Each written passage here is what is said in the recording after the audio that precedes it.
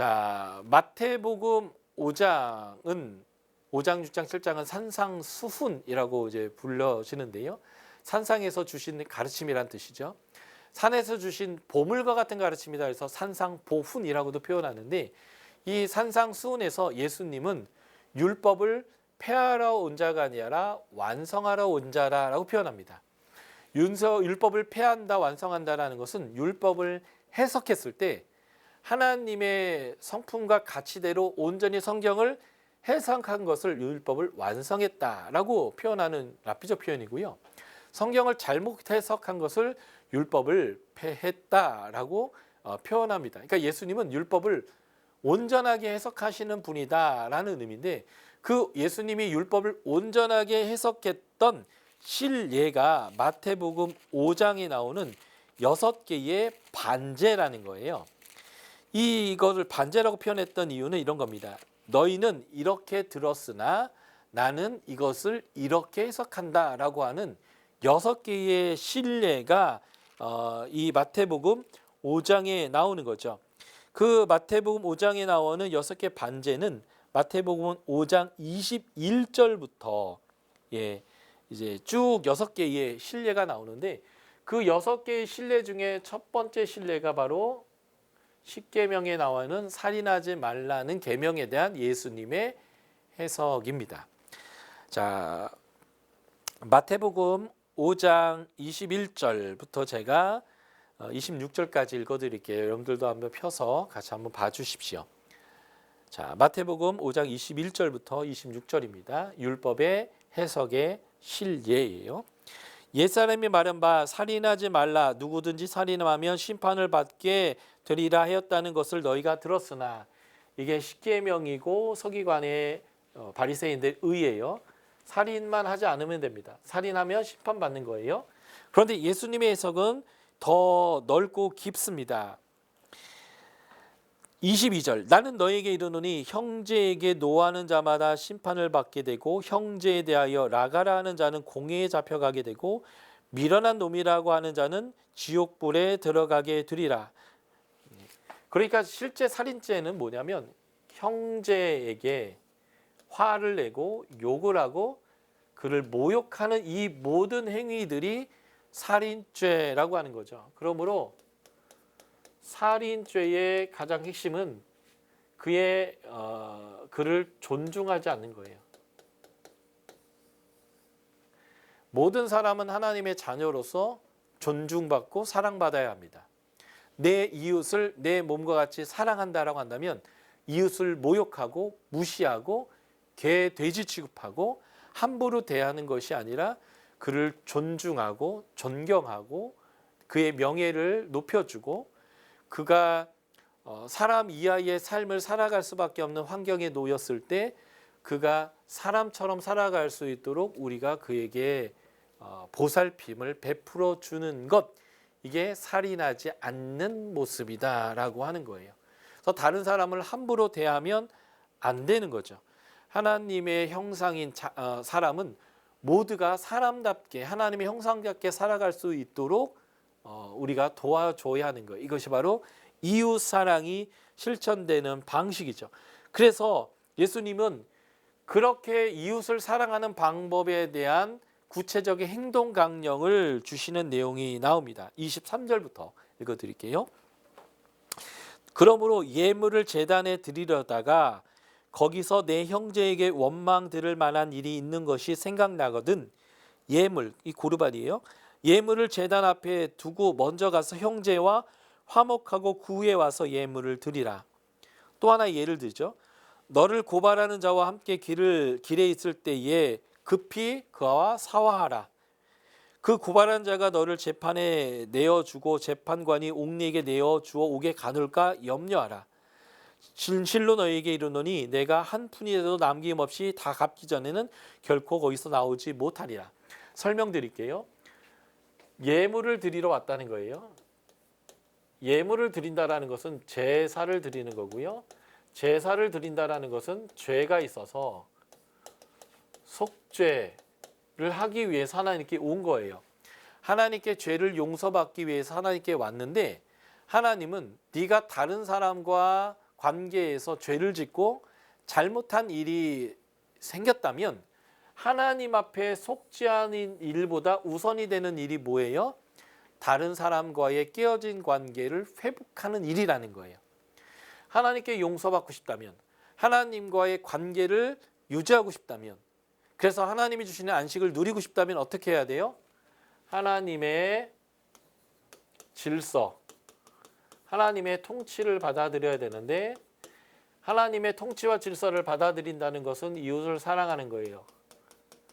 그래서 이웃을 사랑하지 않아서 관계가 틀어진 일들이 있다라고 한다면 이 관계를 해결하라는 거예요. 이 하나님의 통치의 질서를 받아들여서 이웃사랑으로서의 관계를 회복하면 어떤 일이 너희에게 주어질까요? 하나님께 드리는 예물을 통하여 하나님과의 관계가 회복되어지고 죄가 용서되어지고 하나님과 함께 계속 있으면서 하나님의 안식을 누릴 수 있는 결과를 얻을 겁니다. 그래서 예물을 드려서 용서받고 싶다면 형제와 관계를 풀어라. 누구와 재판이 걸려서 네가 잘못한 게 있다면 그와 먼저 화해를 해라. 이게 바로 살인하지 말라고 하는 그 명령에 대한 행동 강령이에요. 한마디로 말하면 살인하지 않는 것은 이웃을 사랑하는 것입니다. 이웃과 좋은 관계를 유지하는 겁니다. 이웃과 좋은 관계가 깨어졌다면 그 관계를 회복하는 겁니다. 이것이 살인하지 않는 삶이에요. 그래서 이웃과 관계가 깨어지지 않으려면 어떻게 해야 될까요? 그를 무시하면 안 됩니다. 함부로 대해서도 안 돼요. 내가 그보다 높다고, 그보다 많이 가졌다고, 내가 직급이 그보다 높아서 그의 승진을 좌우하고 그의 월급의 그 양을 좌우할 수 있는 그런 고용주라고 할지라도 그 사람을 함부로 대해서는 안 된다라고 하는 겁니다. 왜냐하면 이웃 사랑을 실천하는 방식은 그를 함부로 대하고 미련하다 하고 히브리어 욕 라카, 막 우리나라 욕으로는 개새끼 뭐 이런 비슷한 욕인데 그를 비하하고 함부로 하는 이런 일들을 행해서는 안 된다는 거죠. 그러니까 살인하지 말라는 이 명문 안에 더 크고 넓은 의미가 담겼다라는 것을 이해하셔야 된다는 거예요. 그런 예로서 6가지의 해석을 한 게 6개의 반제라고 하는 마태복음 5장 21절부터 끝절까지의 내용들이에요. 그러므로 이 마태복음 5장에 나와 있는 6개의 반제에 대한 해석을 여러분들이 잘 배우시게 되면 이런 원리를 가지고 율법에 있는 613개의 율법을 이제 여러분들이 해석할 수 있는 하나의 이제 내용들이 방법들이 여러분들이 이루어지는 거죠. 자, 마태복음 19장에 보면 이혼에 대한 가르침이 나와요. 예수님은 이혼은 절대 불가다. 하나님이 짝지어 주신 것을 사람이 임의로 나눌 수 없다라고 아주 명확하게 말씀을 하십니다. 그럴 때 제자들이 질문하죠. 율법에는 신명기에 보면 남편이 아내와 이혼할 때는 이혼 증서를 써서 주라고 했다. 왜 율법은 이혼을 가능하게 말했느냐라고 할 때 예수님이 명확히 이렇게 했어요. 너희의 완악함 때문이다. 너희의 완악함과 미련하고 약함 때문에 하나님이 그렇게 하신 것이지 사실은 이혼은 불가하다라고 얘기하는 거예요. 그러니까 이제 율법은 인간의 그 완악함, 연약함, 부족함 이런 것들을 다 반영해서 그들이 하나님 백성으로서의 거룩함을 유지할 수 있도록 상황적으로 준 법이고요. 그보다 더 크고 넓은 의미가 있다라고 하는 거예요. 그래서 살인하지 말라고 하는 법은 단순히 사람만 안 죽이면 되는 법이 아니라 사람을 존중하고 사람을 소중하게 대하고 그래서 다른 사람을 내가 섬겨주고 하는 것들을 잘 하라는 법이다라고 하는 더 큰 의미가 담겨 있다라고 하는 것을 우리가 보시면 되는 거죠. 그래서 율법을 해석할 때는 이런 식으로 여러분들이 원리를 해석해 주시면 되는 겁니다. 하나 더 볼까요? 6개 반제 중에 두 번째 법입니다. 5장 27절부터 30절의 말씀이에요. 읽어드리겠습니다. 또 간음하지 말라 하였다는 것을 너희가 들었으나 나는 너희에게 이르노니 단순히 다른 남자와 여자와의 그 부적절한 성관계의 문제가 아니라 더 큰 게 있다는 거예요. 28절 나는 너희에게 이르노니 음욕을 품고 여자를 보는 자마다 마음이 이미 간음하였다. 예수님의 완성적 해석인 거죠. 실제적으로 행동했던 행위보다 마음의 태도, 진정한 정결의 문제는 마가복음 7장에서 보면 뭘 먹느냐의 문제가 아니라 네 마음에서 어떤 것이 나와서 어떤 행동을 하느냐라는 것과 같은 내용인데요. 네 마음에 이미 음욕을 품었다면 그것이 바로 간음이라는 거예요. 여기서 이제 중요한 건 이런 거예요. 남성이 굉장히 성적으로 성적인 어떤 감흥이 일어나도록 할 만한 이성을 봤을 때, 또는 여성이 그런 멋진 남성을 봤을 때 마음에서 그런 음욕이 일어나는 것을 죄라고 표현하는 게 아니에요. 남자와 여자는 서로를 향하여서 음욕이 일어날 수밖에 없는 서로 호감을 느끼는 존재입니다.